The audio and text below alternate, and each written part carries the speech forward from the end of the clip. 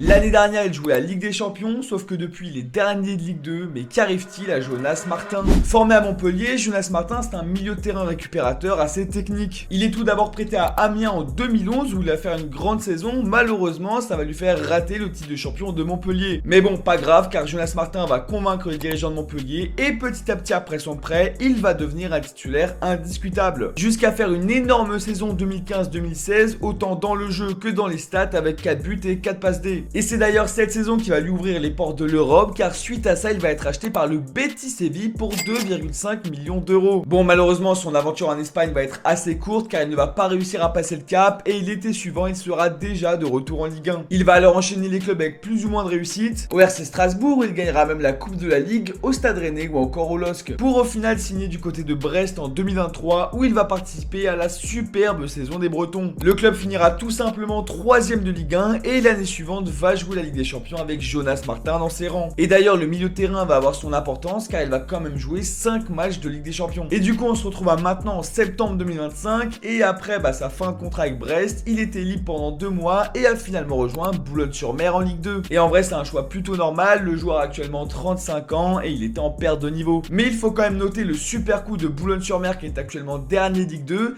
qui vient tout simplement de signer un joueur extrêmement expérimenté qui a plus de 300 matchs en Ligue 1 et 7 en Ligue des Champions.